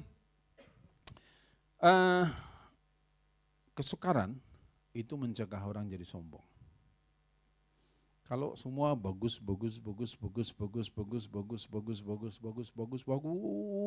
semua, lama-lama sombong kita, lupa Tuhan. Tidak perlu Tuhan lagi. Makanya kesukaran ini, percayalah saudaraku, saudara minta tidak ada kesukaran, itu namanya tidak mungkin. Pasti Tuhan akan izinkan. Dan semakin tinggi level rohani kita, maka anginnya juga semakin kuat. Tapi angin yang kuat itu hanya akan memberitahu kepada kita bahwa akarnya bagus enggak. Kalau anginnya kuat tapi akarnya tetap bagus, maka pohon tidak akan pernah roboh. Ya. Nah, jadi saudara, dalam 2 Korintus pasal 11 ayat 21 sampai 30, 2 Korintus 12 ayat 7 sampai 10, waktu itu Paulus dia bercerita begini. Dia ceritakan dengan apa yang dia alami, keadaan yang dia alami. Bahwa semua yang dia alami, sampai kemudian dia katakan begini, satu kali aku ini entahkah di dalam tubuh, entah di luar tubuh katanya. Tetapi dikatakan dalam roh itu aku dibawa ke langit yang ketiga. Di tempat sepertinya begitu saudaraku, jadi ada strata-strata yang kita dapatkan nanti. Ya. Tapi nanti setelah sampai di sana baru kita tahu ya. Kalau saudara cerita tentang ini, dia bilang nih, untuk dia dapatkan dalam satu penglihatan bahwa di tempat inilah dia akan dibawa Tuhan. Di langit yang ketiga itu. Mungkin boleh Kevin tampilkan di 2 Korintus 11 ya. Dia ceritakan itu. Nah, untuk supaya aku tidak meninggikan diri, maka Paulus katakan begini, maka aku ada duri di dalam daging. Nah, penafsiran berkata begini, duri dalam daging yang dimaksudkan oleh Paulus itu adalah satu keadaan sakitnya dia. Sakit yang karena apa? Nah ini saudaraku, supaya kita jangan orang sakit dosa kena kutuk. Tidak selalu. Tidak selalu. Orang yang sakit kena kutuk itu tidak selalu. Tapi orang yang ada kutuk bisa kena penyakit, ada kemungkinan. Tapi kita tidak bisa begitu orang sakit influenza, ada kutuk nih. Enggak bisa begitu saudaraku ya. Jadi tidak bisa selalu. Oke. Duri dalam daging. Satu keadaan yang tidak enak. Bapak Ibu pernah kena duri di jari kita, di tangan kita atau di kaki, di mana? Durinya besar apa kecil? Kalau besar gampang dicabut kan. Masalah duri itu kecil, kadang-kadang cuma tinggi itu 1 mili. kecil-kecil sekali. Tapi kalau sudah dia ada di dalam daging kita, enak. Kesenggol sedikit sakit. Mau dicabut, enggak bisa dicabut. Ya, enggak ketemu ujungnya. Sakit keadaan enggak enak. Nah ini yang dialami oleh Paulus. Tapi dia bilang begini, bahwa semua itu terjadi supaya aku tidak menyombongkan diri. Karena apa? Karena dalam penglihatan yang dia lihat itu, dia bilang gini, kira-kira Paulus, disinilah aku tempatkan kamu nanti setelah kamu meninggal dari bumi ini. Kamu tinggalkan bumi ini, di sini kamu aku tempatkan. Bagus saudaraku, kenapa? Karena sama-sama dengan Tuhan di sana. Sudah mau ke sana? Sudah mau masuk surga? Oke, siapa yang mau duluan? Ada yang mau Ada yang mau masuk surga duluan? Oh jangan saya Tuhan, belum kawin ya Adrian. Belum lah, jangan saya dulu Tuhan, yang lain aja yang sudah lebih tua. Saudaraku, ingat nomor urut kita tidak berdasarkan usia. Ya, nomor urut panggilan kita tidak berdasarkan usia. Oke. Nah, Paulus katakan begitu. Jadi saudaraku, ternyata kesukaran ini menghindarkan orang dari sombong. Karena ada masalah, ada kesulitan, ada kesukaran membuat orang tidak bisa jadi sombong. Ya, jadi kalau kita ngalami sesuatu, Tuhan itu sedang merendahkan hati kita supaya kita tidak sombong. Supaya kita tidak sombong. Supaya kita tidak sombong. Kenapa? Karena Tuhan bilang ini, aku menentang orang yang sombong. Orang sombong berhadapan langsung dengan Tuhan. Dan orang sombong itu calon-calon penghuni neraka. Tapi untuk menghindarkan kita, makanya Tuhan izinkan kesukaran, Tuhan izinkan kesulitan, Tuhan izinkan masalah. Kita udah baik-baik nih. Enggak ada apa-apa. Tiba-tiba dia iri aja sama kita. Kirim WA. Kamu tahu enggak? Si Anu itu mau dia begitu pokoknya gini. Kamu tahu enggak? Dia sampaikan lagi. Tapi ini rahasia kita berdua ya. Tapi besok dia cerita lagi sama yang lain. Ini rahasia kita berdua ya. Berdua akhirnya satu kampung tahu. Kan gitu. Karena cuma berdua. Oh saudara, tiba-tiba orang lain bilang, kok kamu begini? Loh, memangnya kenapa? Ini nih. Lihat nih. Kita enggak ada apa-apa, baik-baik. Tulus kita tolong dia. Kita lakukan banyak hal yang baik sama dia, tapi yang dia buat begitu. Ini kesukaran, saudara. Tapi ingat, itu dipakai Tuhan untuk supaya kita tidak sombong. Kasih tahu lagi sebelahnya. Supaya kamu jangan sombong gitu ya. Kasih tahu saudara ya. Supaya kamu jangan sombong. Karena untuk sombong ini mudah sudah, mudah sekali orang untuk sombong. Sangat mudah. Ya. Sangat mudah. Sementara saya khotbah sini saya bisa sombong enggak? Saya enggak bilang saudara sombong, tapi dalam hati, bagus ya khotbahnya ya. Orang senang tuh lihat tuh. Bisa enggak? Rentan. Saudara aja yang enggak tahu kan. Tapi saya tetap belajar jaga. Kadang-kadang muncul, begini sudah, muncul tuh. Enggak tahu dari mana, saya mikir enggak dari awal saya persiapkan enggak untuk sombong. Enggak saya enggak siapkan untuk sombong. Tapi tiba-tiba dalam hati, tuh lihat tuh orang senang tuh lihat khotbah kamu. Khotbah kamu bagus ya. Saya juga enggak tahu siapa yang puji itu saudaraku. Tapi, iya ya, bagus juga saya ya. Iya sih saya. Yohanes Beni ya. Saudaraku, rentan. Sombong ini gampang sih. Orang miskin bisa sombong enggak? Itu yang aku punya, masa itu pun enggak boleh aku pakai katanya. Siapa saja bisa saudaraku. Kaya, miskin, pinter, bodoh. Apa semua orang bisa sombong. Bisa sombong. Makanya hati-hati. Tapi kesukaran. Ya, Paulus katakan itu untuk menghindarkan dia dari dosa berikutnya. Dosa-dosa lain. Makanya Tuhan katakan, aku berikan kepada kamu duri dalam daging. Duri dalam daging itu ada kok. Kalau untuk saya pendeta, ini siapa duri dalam daging saya? Oh banyak saudara, ada jemaat juga ada. Ya. Satu kali ini bukan jemaat di sini ya, bukan jemaat di sini. Ini jemaat tempat lain. Saya ini cerita dulu ya, bukan cerita sekarang, cerita dulu. Saya ngajak orang mau ajak jadi komsel, ngikut komsel. Perlu kasih tahu ya, ini bukan di sini ya, bukan di sini ya. Ini cerita sudah 20-an tahun yang lalu. Ayo ikut komsel sama-sama. Saya waktu itu posisinya wakil gembala rayon. Ya, wakil gembala saudara. Tapi saya ngajak komsel, ayo ikut komsel.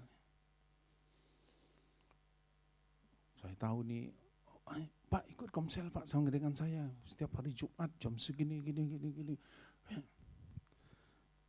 Pak, saya bilang gini, ini maaf kalau hobinya sama. Tapi ini bukan saya ceritakan, sekali lagi bukan cerita jemaat di sini ya. Saya itu main badminton 4 kali seminggu Pak, sebelum saya jadi Kristen. Setelah saya jadi Kristen, tinggal 2 kali seminggu. Karena apa? Karena 2 kali sudah harus ikut ini. Saya karena jadi Kristen, saya kurangi jadwal badminton. Sekarang Bapak ajak saya lagi ikut komsel, tinggal 1 kali lagi saya main badminton dalam seminggu. Tidak bisa. Saya disentak saudara. Ngajaknya bukan ngajak maling saudara.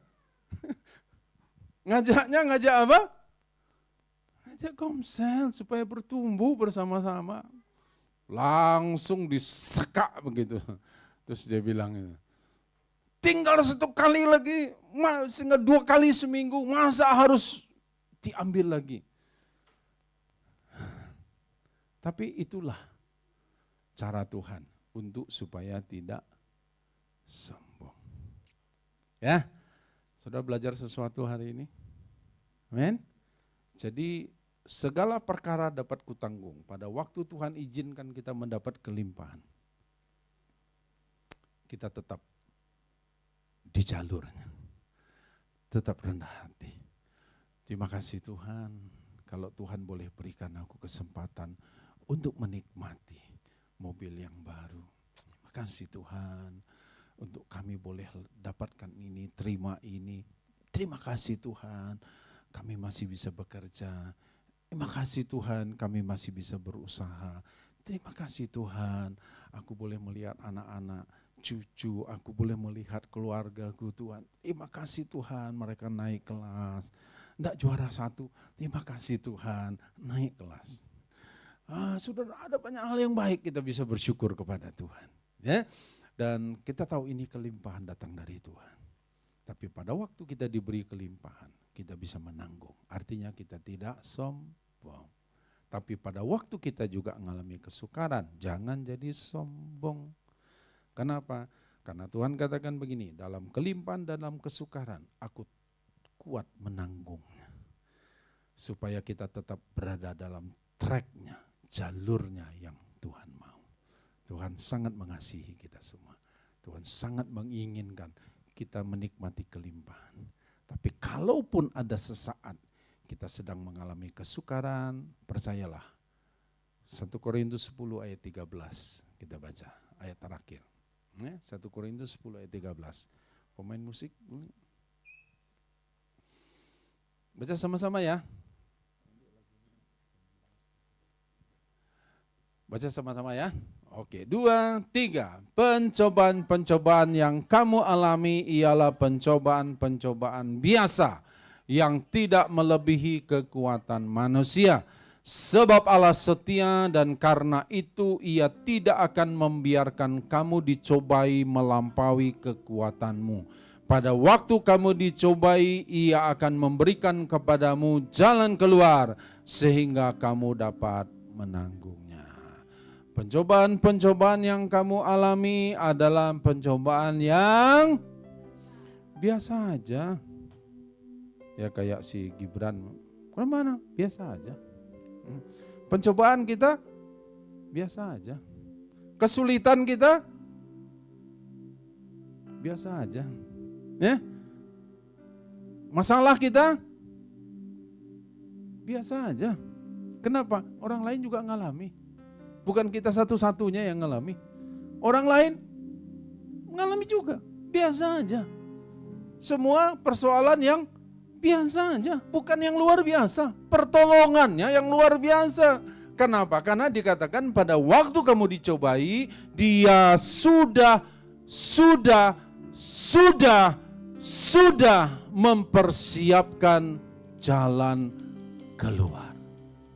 Ada pencobaan, jalan keluarnya sudah ada atau belum? Sudah. Cuma nunggu waktunya saja. Mungkin besok jalan keluarnya, mungkin 1 jam lagi, mungkin setelah kita dengar firman ini, tiba-tiba kita tahu, oh ya ini jalan keluarnya. Iya. Kenapa? Sebelum masalah itu terjadi, Tuhan kasih dulu jalan keluar. Karena Tuhan katakan supaya kamu kuat menanggungnya. Kamu kuat menanggungnya. Kamu kuat menanggungnya. Kamu kuat menanggungnya. Supaya apa? Kita ucapkan sama-sama. Supaya saya kuat menanggungnya. 2, 3. Supaya saya kuat menanggungnya. Tapi Tuhan, dia ini kayak Isabel Tuhan. Supaya kamu kuat menanggung. Iya, Tuhan sih tidak tahu suami saya. Mukanya muka Herodes Tuhan. Tingkah lakunya Pilatus. Semua yang jelek boleh saudara sebutkan. Tapi Tuhan katakan, engkau akan kuat menanggung. Kau pernah hidup dengan orang yang sulit? Sulit engkau mengerti dia. Makin tua, makin sulit mengerti dia. Engkau pasti akan kuat menanggung. Engkau pasti akan kuat menanggung. Makin lama saudara menikah, jangan pikir makin makin kenal dia. Kadang-kadang makin tidak ngerti kita. Ya, kita akan akhiri dengan Kevin. Video yang kemarin masih bisa tampilkan ya Kevin?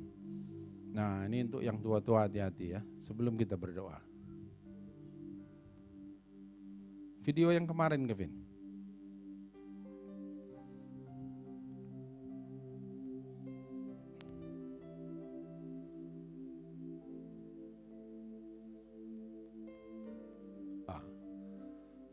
Jadi ini belajar saudara ya, kemarin saya rasanya wah ini bagus ini pelajaran buat kita ya.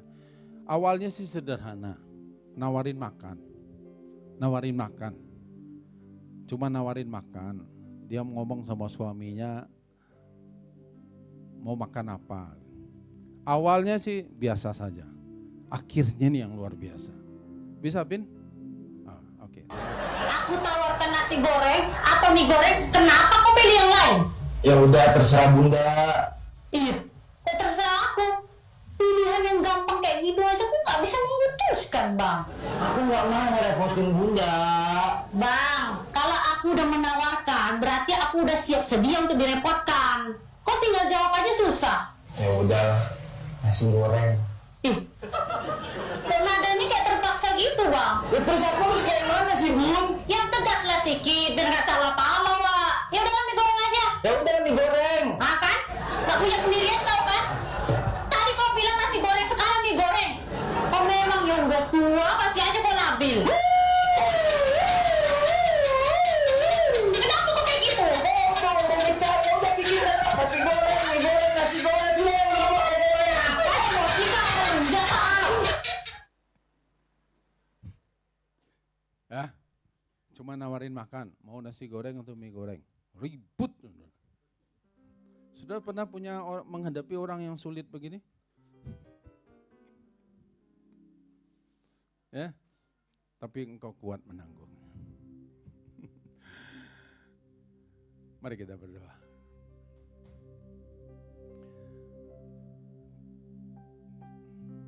Janjimu seperti fajar pagi hari yang tiada pernah terlambat bersinar. Cintamu seperti sungai yang mengalir, dan ku tahu betapa dalam kasih-Mu. Janji-Mu seperti fajar pagi hari, yang tiada pernah terlambat bersinar. Cinta-Mu seperti sungai yang mengalir, dan ku tahu betapa dalam kasih-Mu.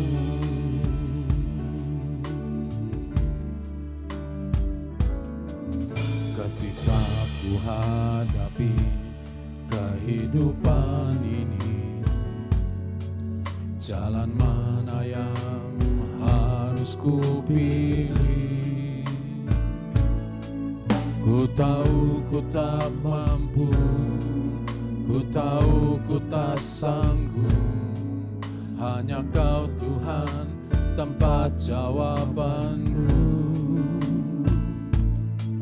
Aku pun tahu ku tak pernah sendiri, sebab Engkau Allah yang menggendongku. Tangan-Mu membelaiku, cinta-Mu menguatkanku. Kau mengangkatku ke tempat yang tinggi. Janji-Mu seperti fajar pagi hari, yang tiada pernah terlambat bersinar. Cinta-Mu seperti sungai yang mengalir, dan ku tahu betapa dalam kasih-Mu. Janji-Mu seperti fajar pagi hari, yang tiada pernah terlambat bersinar. Cinta-Mu seperti sungai yang mengalir, dan ku tahu betapa dalam kasih-Mu. Saudara, kalaupun kita sedang mengalami janji tentang kelimpahan itu terjadi, tetaplah percaya kepada Tuhan. Tetaplah bersandar sepenuhnya kepada Tuhan. Jangan kepada harta atau apa yang kita miliki. Atau mungkin kita sedang mengalami kesukaran, kesulitan, ada masalah yang sulit. Percayalah itu hanya sebentar, sesuatu yang biasa. Yang semua orang juga mengalami. Tidak ada yang istimewa dalam kesulitan, dalam masalah itu. Mungkin masalah itu terjadi karena kesalahan kita. Tetap Tuhan bilang itu pencobaan yang biasa. Karena Dia sedang punya tujuan dalam kesulitan, dalam kesukaran, supaya engkau tidak sombong, supaya engkau tetap rendah hati. Dalam kesulitan itu supaya engkau tahu pada waktu Tuhan bawa engkau naik tinggi, engkau sadar bahwa itu semua karena Tuhan, bukan karena engkau yang hebat. Itu semua karena ada kelimpahan kasih karunia, ada kelimpahan kasih Tuhan. Dan kalaupun engkau dapatkan itu semua karena Tuhan. Dan kalau engkau sedang mengalami masa-masa sulit itu, entahkah itu mungkin sakit, entah itu masalah ekonomi, percayalah itu hanya masalah biasa. Engkau pasti kuat menanggungnya. Engkau pasti kuat menanggungnya. Engkau pasti kuat menanggungnya. Karena firman Tuhan berkata seperti itu. Bapak terima kasih Tuhan.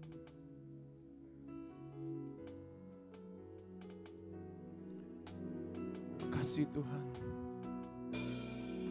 Ketika ku hadapi kehidupan ini, jalan mana yang harus ku pilih? Ku tahu ku tak mampu, ku tahu ku tak sanggup. Hanya Kau Tuhan tempat jawabanku. Aku pun tahu ku tak pernah sendiri, sebab Engkau Allah yang menggendongku. Tangan-Mu membelaiku, cinta-Ku memuaskanku. Kau mengangkatku ke tempat yang tinggi. Janji-Mu seperti fajar pagi hari, yang tiada pernah terlambat bersinar. Cinta-Mu seperti sungai yang mengalir, dan ku tahu betapa dalam kasih-Mu. Nyanyikan dari awal sekali lagi pujian ini bersama-sama. Ketika ku hadapi kehidupan ini, jalan mana yang harus ku pilih? Ku tahu ku tak mampu, ku tahu ku tak sanggup. Hanya Kau Tuhan tempat jawabanku. Aku pun tahu ku tak pernah sendiri, sebab Engkau Allah yang menggendongku. Katakan, tangan Tuhan membelaiku, tangan-Mu membelaiku, cinta-Mu memuaskanku. Kau mengangkatku ke tempat yang tinggi. Janji-Mu seperti fajar pagi hari, yang tiada pernah terlambat bersinar. Cinta-Mu seperti sungai yang mengalir,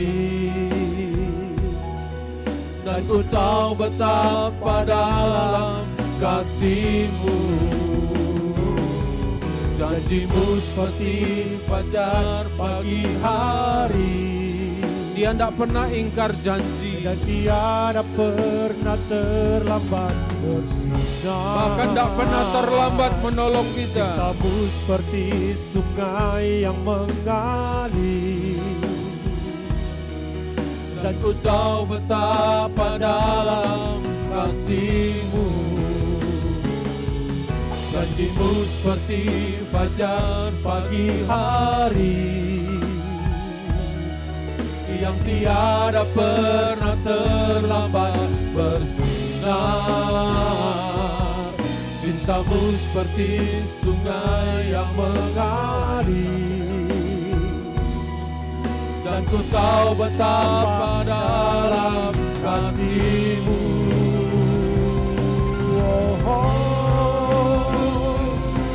Janji-Mu seperti fajar pagi hari,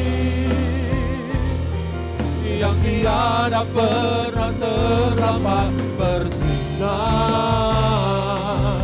Cinta-Mu seperti sungai yang mengalir, dan ku tahu betapa dalam kasih-Mu. Dan ku tahu betapa dalam kasih-Mu,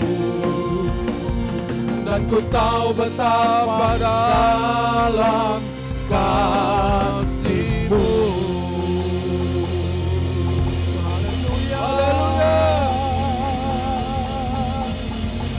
Haleluya, haleluya, haleluya, haleluya, haleluya.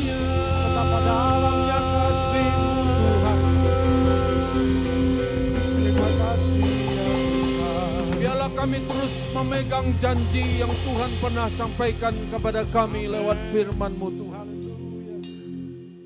Engkau memberikan cara kepada kami supaya janji itu tergenap. Siapa yang banyak memberi berkat, maka dia akan diberi kelimpahan. Itu sesuatu yang pasti. Pada waktu engkau mengembalikan perpuluhan, bahwa engkau sedang mempersiapkan bahwa Tuhan akan memberikan sesuatu, apa yang kau kembalikan itu akan dilipat gandakan, berkelimpahan kata Tuhan. Terima kasih Tuhan untuk hari ini. Kami bersyukur Tuhan. Dan kami tahu pun apapun yang sedang kami alami hari-hari ini, janji-Mu itu iya. Janji-Mu teruji. Janji-Mu akan selalu Engkau tepati. Janji-Mu selalu Engkau akan genapi. Haleluya. Haleluya. Bapak terima kasih, kami bersyukur. Biarlah Engkau sempurnakan firman ini buat kami semua. Dalam nama Yesus kami berdoa dan mengucap syukur. Haleluya. Amin, amin, amin. Kita akan dengarkan suara gembala dalam minggu ini.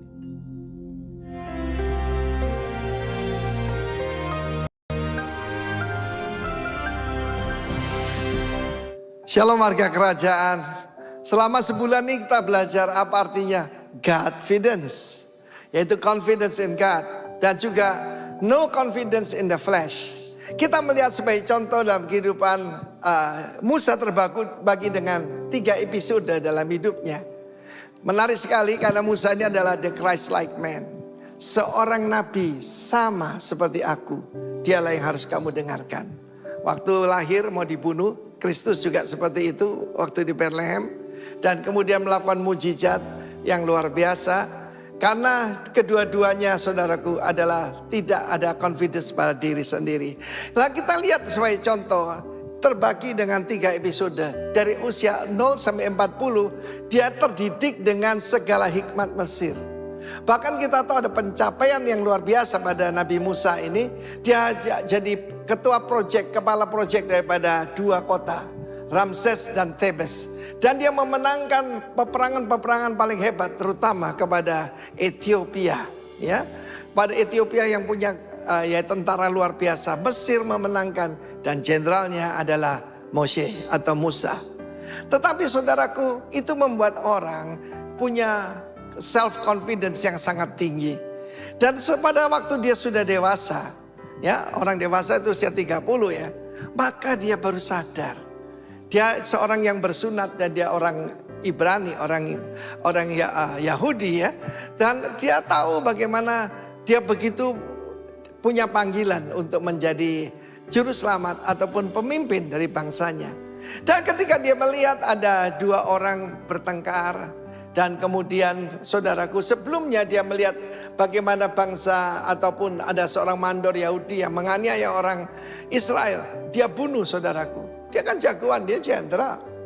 Tetapi ketika dia mau menolong 2 orang Yahudi yang sedang bertengkar, dia bilang, apa kamu mengangkat dirimu menjadi hakim dan pemimpin atas kami?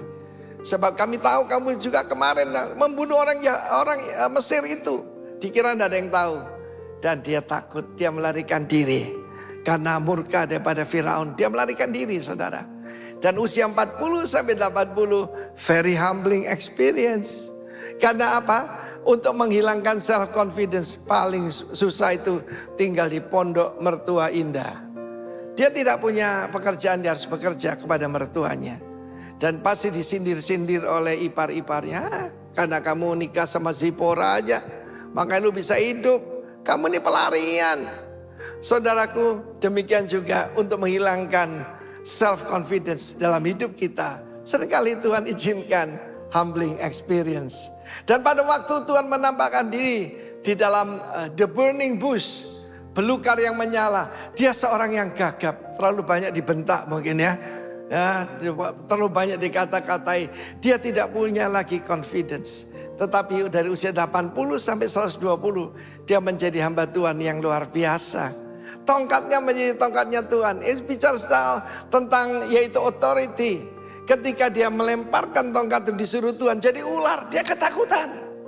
tetapi disuruh memegang ekornya. Tidak ada orang nangkap ular pegang ekornya, pasti nanti digigit kan. Tetapi dia belajar confidence. Dan selama hidupnya, cuma sayang pada akhir hidupnya, pada waktu episode terakhir usia 120 tahun, Tuhan berkata, berkatalah pada batu karang itu, kepada batu yang besar itu, supaya mengeluarkan air. Dia memukulnya 2 kali. Haruskah kami, yaitu dia dan Harun, mengeluarkan air bagi kamu, hai bangsa pemberontak? Ketika saudara marah, otakmu tidak lagi bekerja, dan dia ditolak untuk masuk, yaitu tanah perjanjian. Dia cuma boleh melihat, tapi tidak boleh masuk. Ini sesuatu yang menakutkan buat saya. Kalau saya taat pada Tuhan, tapi jangan sampai jadi kembali overconfident. God bless you all. No confidence in the flesh, but confidence in the Lord. God bless you. Amen.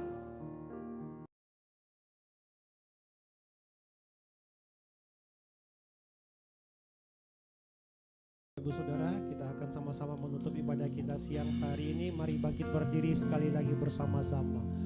Ku kagum hormat akan Kau, ku kagum hormat akan Kau, Kau Allah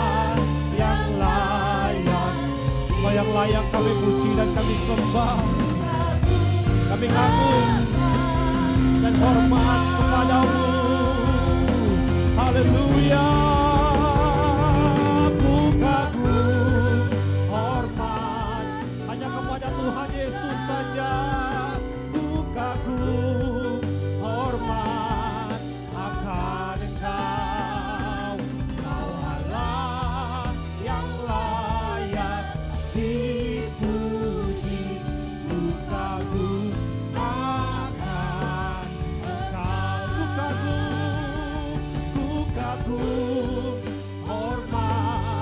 akan Engkau, ku kagum hormat akan Engkau. Hanya Engkau saja Tuhan kami yang layak disembah, yang layak dipuji. Ku kagum akan, kami kagum Engkau, ku kagum akan, kami kagum kepadamu, ku kagum akan Engkau. Haleluya.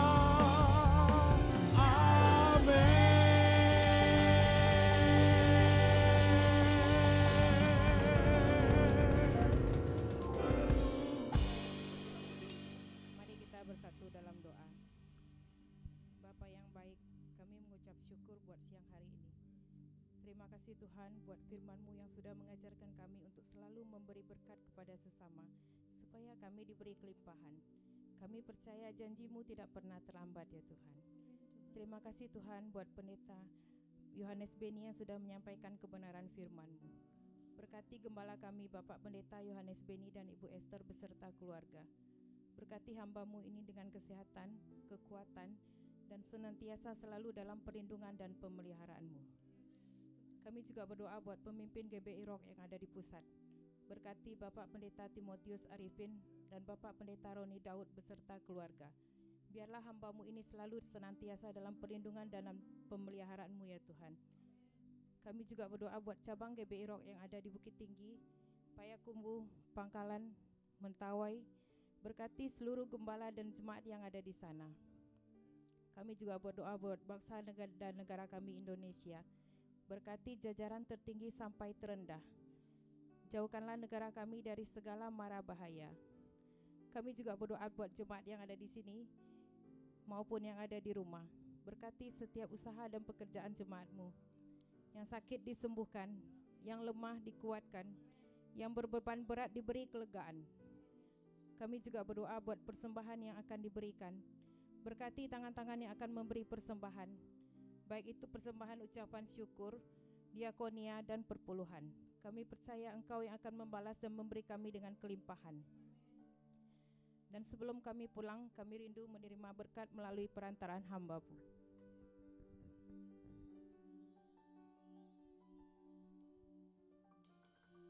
Mari Bapak Ibu kita mengangkat tangan, mengarahkan hati kepada Tuhan. Saudaraku yang dikasihi oleh Tuhan, pulang dan terimalah berkat yang berlimpah dari Allah Bapa, kasih, damai dan sukacita dari Yesus Kristus anaknya, persekutuan dengan Allah Roh Kudus yang menyertai, menuntun dan membimbing kehidupanmu, mulai dari saat ini dan bahkan sampai selama-lamanya. Semua yang percaya dan diberkati, mari bersama-sama katakan amin. Selamat hari Minggu, Tuhan memberkati Bapak Ibu sekalian. Shalom.